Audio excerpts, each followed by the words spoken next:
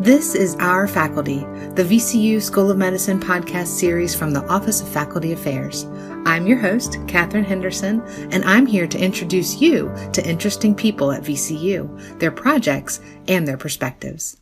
In this episode, I had the opportunity to catch up with Dr. Dina Garcia and Dr. Mark Ryan to discuss a faculty perspective around equity, diversity, and inclusion. Thank you both for joining us today. Will you each take a few minutes and tell us about yourself and your role here at VCU? Thank you very much for having us here. My name is Dina Garcia, and I'm an assistant professor in the Department of Health, Behavior, and Policy at the VCU School of Medicine. And within this capacity, I teach a graduate level course that focuses on health disparities and social justice. This course is offered through the Social and Behavioral Sciences program and is also a required course for students in the Applied Public Health concentration of the Masters in Public Health program here at VCU. Aside from teaching, I also direct my own research team, known as the Calpulli Research Group. We conduct research within the field of public health that falls under the broader umbrella of health disparities research, with a particular focus on oral health. And our group focuses on mentoring the next generation of public health innovators. So our research trainees include undergraduate, master's, and doctoral level students. And then more broadly across VCU, I serve as the faculty advisor for the Society for the Advancement of Chicanos, Hispanics, and Native Americans in Science student group, commonly referred to on campus as SACNAS at VCU. And our mission is to foster the success of historically underrepresented scholars, from college students to professionals, in attaining advanced degrees, careers, and positions of leadership in science, technology, engineering, and math, or STEM. From my perspective, I am one of the physicians in the Department of Family Medicine and Population Health here at VCU, and have been working in Richmond since returning to VCU in 2007 after being in private practice in rural Virginia. And I came back to Richmond specifically to work in South Richmond. I joined the Hayes E. Willis Health Center, located in Southside Plaza, specifically because I am English-Spanish bilingual from having lived overseas as a child, and had learned both that bilingual primary care providers in Central Virginia were not very common, and that the Latinx community in Richmond had grown dramatically between when I finished residency and when I took this position, and most of that growth was in South Richmond. So I came to Hayes Willis with a specific interest in working with medically underserved communities to help provide care to address some of the health disparities Dr. Garcia mentioned, understanding that many health disparities come from issues outside the clinic, at least doing what we could in the clinic to provide the best care, the most comprehensive care possible as a way to improve health outcomes in the community. Once joining VCU, I then moved into a few different teaching roles, which have continued to influence my role in working with underrepresented communities or historically marginalized communities. One of those is I'm now the medical director of the I2CRP program, the International Inner-City and Rural Preceptorship program here at VCU, which works with medical students who have a declared interest in working with medically underserved communities upon completing their medical training and their residency training. And then I was on the early faculty and then became course director for the Patient, Physician, and Society course, the PPS course, which is a longitudinal curriculum for the students in M1 and M2. That course, since its beginning, has had areas of attention, including cultural competency, cultural humility, healthcare disparities, social determinants of health.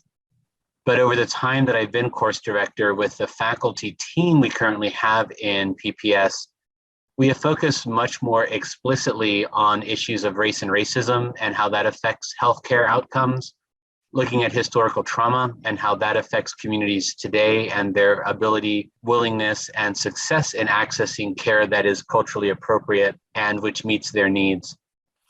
Excellent. A lot of roles we kept there. Now, each of you mentioned either a personal interest or a scholarly focus on diversity and equity. Will you expand on that a little bit? This, for me, has grown very much out of my career interest in working to provide care in medically underserved settings, and how frequently then that will include individuals from communities that have been marginalized over time and that face significant disparities in health outcomes. That, coupled with the understanding that only roughly about 20% of health outcomes are actually attributable to clinical care, and 80% of health outcomes are more likely attributable to social determinants of health, living environments, education status, et cetera. I've been involved in medical advocacy for a long time to help improve outcomes and access to healthcare among communities, again, oftentimes marginalized by policy decisions.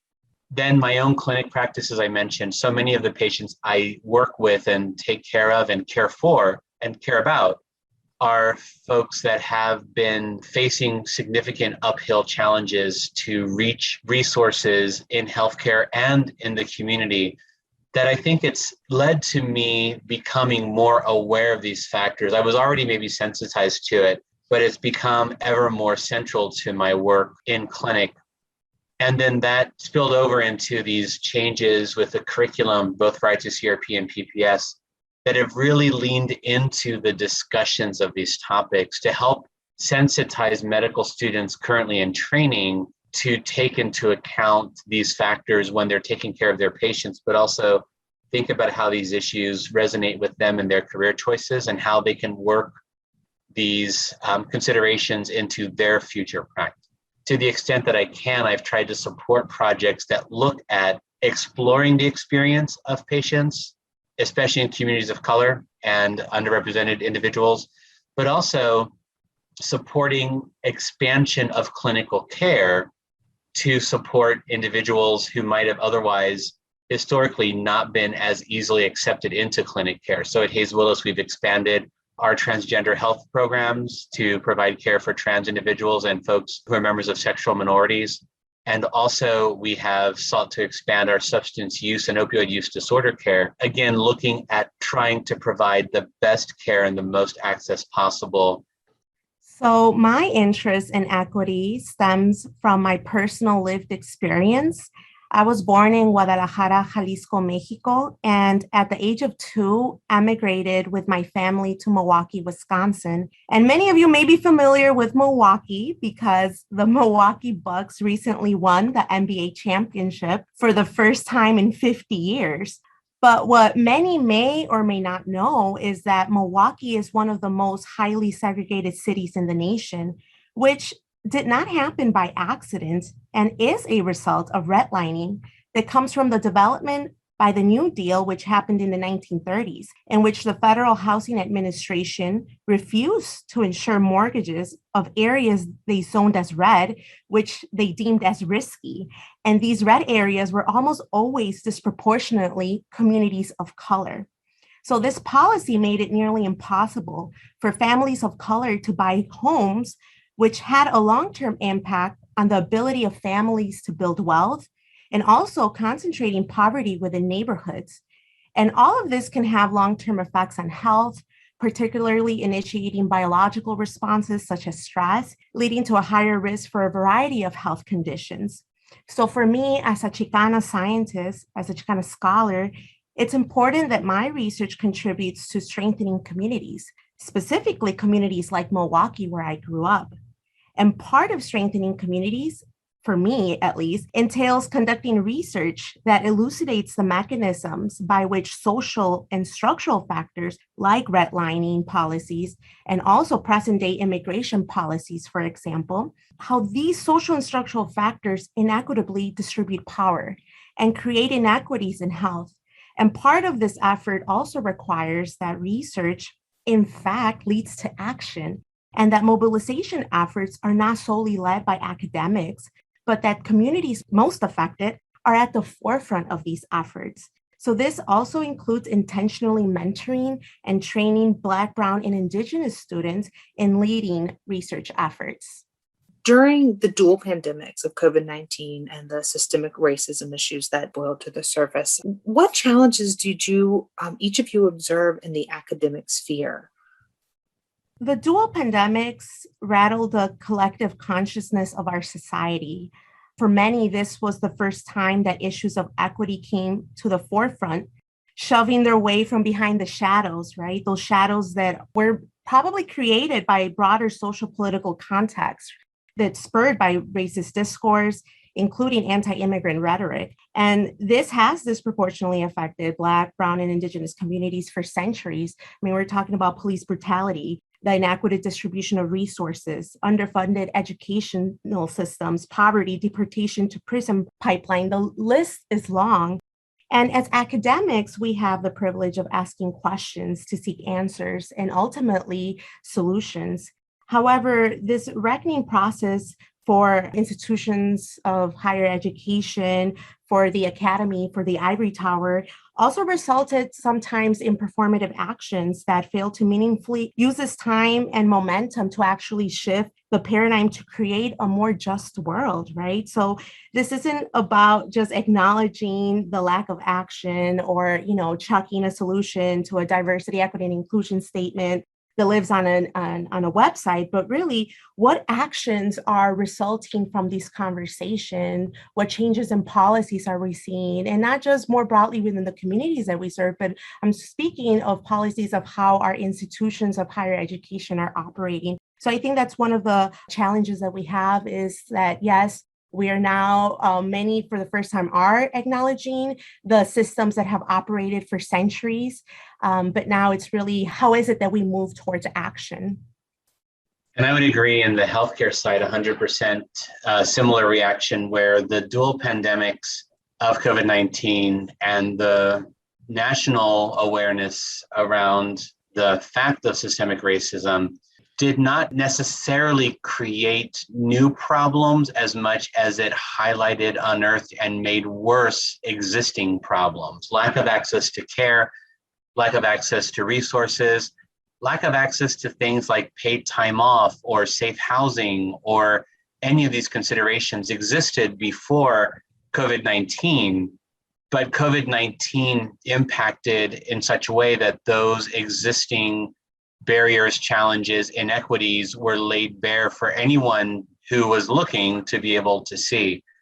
The new conversation around it highlighted the role this has had in the communities in our country. And what it meant for a lot of us in healthcare was that the folks that already might have been struggling to access care, to stay well, had even more barriers placed. It affected many of our patients because the kind of work that they do might be what was deemed to be essential work. And as a result, folks were not able to shelter in place. They were not able to work from home. They were putting themselves at risk. Many of these folks may also have chronic conditions, but their work didn't have an option for them to stay home. Folks who might be a little bit ill or might have been exposed to COVID, who did not have sick leave, could not take time off without taking a significant financial penalty and maybe risking home or risking other resources. So they had to keep working. There was a time early in the COVID pandemic, the local public media station had a headline that all deaths from COVID-19 in Richmond were among Black individuals. If you look a few months later, when the pandemic was more widespread, Latinx, Hispanic, and Black individuals and American Indian, Native American individuals were hospitalized at a higher rate than you would expect based on rates in the population overall. So they were overrepresented in cases, overrepresented in hospitalizations, overrepresented in deaths, which is because of how COVID-19 affected communities already in the margins, already underprivileged, already unable to access the resources for all the historic reasons Dr. Garcia mentioned. And if you look later on at vaccination rates were significantly lower in those same communities. The communities facing greater risk and facing greater evident harm from COVID, deaths, hospitalizations, and cases, were less likely to be vaccinated than communities facing lower risks, which speaks to equity and access to the vaccine, speaks to equity in how the rollout might have been managed, equity in terms of who has the privilege and can put themselves in line ahead of those who might have higher risk, but also how historically our health system has behaved towards communities of color and how those communities might have a well-founded mistrust or at least lack of enthusiasm around a brand new treatment that may make some people uncomfortable. So I think in the clinical realm, the pandemics we saw over the last 18 months did not create new conditions necessarily as much as they highlighted and worsened existing barriers and existing disparities. In the academic fray, we were all asked to be much more aware of and much more understanding of individual students' needs in terms of whether they really had access to Wi-Fi. There's this assumption, perhaps in many parts of the conversation, that Wi-Fi online works just fine, but many of our students did not have reliable access to Wi-Fi. Many of our students have living environments where if they're not at the university, not in a dorm room, they may not have a safe environment, a quiet environment, an environment conducive to the kind of space we expect academic work to happen. All of those things meant that students who might have been doing sufficiently well may have struggled inordinately as a result of the experience of these last 18 months. We definitely experienced quite a few challenges, both within the community and within VCU as an educational system as well. And thank you both for recapping some of those. What did you witness from your learners and from your fellow faculty members? How did they respond to the challenges you both just mentioned? What I saw as faculty among learners was a heightened level of stress, particularly among historically underrepresented scholars. We're talking about Black, Brown, Indigenous students, many of which families were greatly affected by COVID-19. And so while there was a heightened level of stress, there was also an opportunity to present it for action, right? As we mentioned earlier, a lot of the different social and structural factors that greatly shaped even the results that we saw with the COVID-19 pandemic are not new, right? They've been in place for centuries. And so for many scholars and students, what I saw was this call for action. I know earlier on in our conversation, I mentioned that I serve as the faculty advisor for the SACNAS at VCU group. And prior to the onset of COVID-19 pandemic, the group was already spearheading institutional transformation efforts to create an environment that was truly inclusive to historically underrepresented scholars, not just by recruiting and enrolling them at VCU, but really fostering their persistence through VCU and also in positions of leadership in STEM. And throughout this past year, 2020-2021 academic school year, along with the students, they fostered efforts to implement a new effort here at VCU called the Striving and Thriving in STEM initiative, which is a multimedia initiative that was launched to celebrate and uplift the journeys of historically underrepresented students, faculty, and STEM and staff in STEM at VCU. And the whole idea was to share our resilient and powerful counter stories to change the prevalent hegemonic discourse of who belongs and who thrives in STEM. And this is something that's especially important now as we're looking at, COVID-19 pandemic, which who knows in the future we'll see another pandemic stir up, right? But the importance of also having faculty that's representative of the students that we serve, of the communities that we serve. And so for anyone that's interested in reading the stories of scholars here at VCU, you could visit the website, www.sacnas@vcu.com. And really, this effort was led by the SACNAS group and also 2 student interns that interviewed the students and took their photographs and designed the whole website. But this initiative is a prime example of the power that comes when students lead efforts, when they own efforts. And it shows that students could be at the forefront of also leading institutional change within a university and leading efforts to create an inclusive environment where scholars from all walks of life feel represented and are encouraged to persist on into their respective careers. So again, there was heightened stress, consequent of the dual pandemics, but I think it's also a call to action to enact change.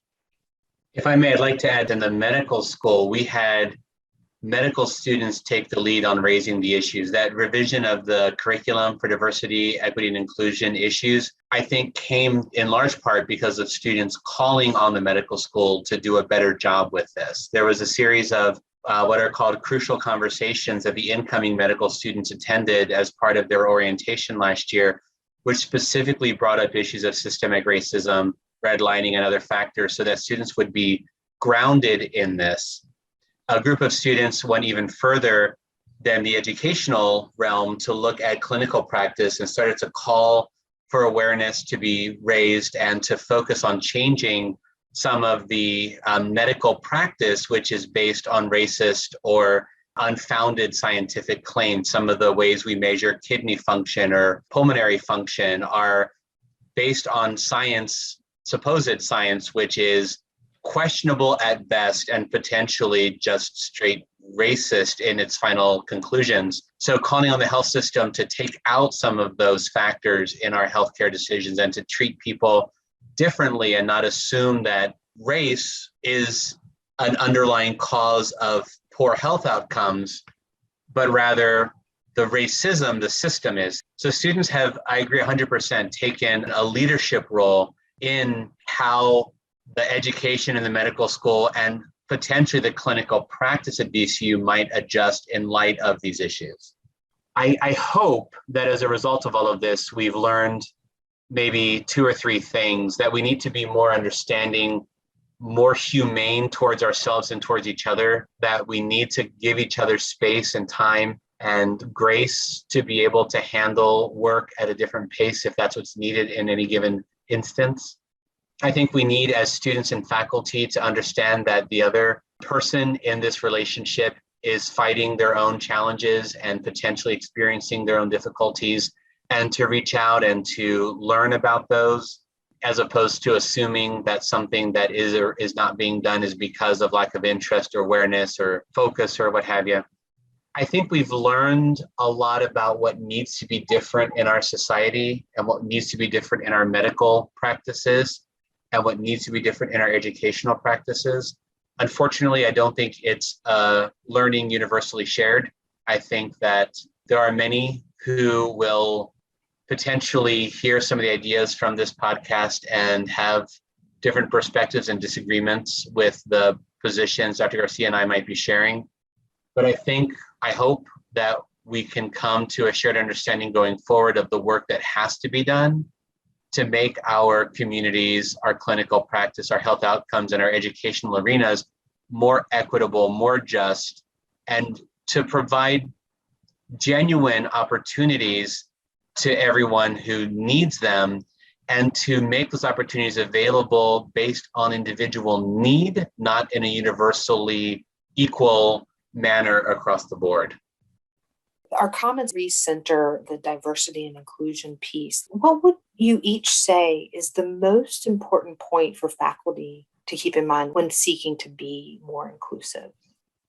Each and every one of us has innate power that collectively can transform academia. Faculty, in particular, are in a unique position to advocate for students. As faculty, we teach courses in our programs. We oversee student training, including student practicums, doctoral qualifying exams, dissertations, et cetera, and all of which are huge milestones in the educational journey of students that, if done wrong, can actually have a long-lasting harmful effects on students. So this is a huge responsibility that we have, and also a great privilege that we have to be able to shape the journeys of others. So as faculty, I encourage each and every one of us to, first and foremost, critically reflect on the great role that we have within our educational institution. Critically reflect on the role that we have within our departmental missions, within our school mission. And as we're critically reflecting in those roles, also critically reflecting on the policies that shape our departments, that shape our school, and asking ourselves those questions of how are these policies fostering the success of all students, and in particular, students from historically underrepresented backgrounds, right? Are all policies that are currently in place suited for their success? And if they're not, why not? Right? If we're doing something, why are we doing it a certain way? Can we change how things are done? And all of these reflection pieces are critically important to ensure that as we're moving along within our roles, that it's not just about changing our interpersonal interactions with individuals, but that we also change the broader system, the broader institution in which students come into contact on a daily basis as they're pursuing their degrees. So I would say it really entails that, understanding our roles, critically reflecting upon that, and also not being scared to advocate for change. This responsibility also doesn't just lie on students and faculty from underrepresented backgrounds, but really understanding our collective responsibility and also advocating for tenured faculty from non-dominant identities to take an active role in leading and spearheading these changes. Adding to what Dr. Garcia mentioned, which I think are absolutely critical for faculty, in medical education and medical practice, we are oftentimes slow to change. It takes a long time for a new innovation, for example, to become part of our standard practice. And I think that might also reflect in how ready or willing faculty might be in looking at these issues with which they might be unfamiliar and understanding the importance of taking a different path or opening themselves to different lived experiences. There are assumptions that, patients are in control of their health, or that patients who are not doing well are non-compliant or non-adherent, if you want to use a slightly less weighted term, that's the patient's choice not to follow the plan of care. This belief that if I provide good care in my clinic, that's the most important thing, without understanding how the social environment for the patient impacts all of their health outcomes. So I think we need, as faculty, to be ready to hear other perspectives, to be ready to question our own assumptions, and to be ready to question the beliefs that we learned in medical school that were passed on to us from our mentors and our teachers,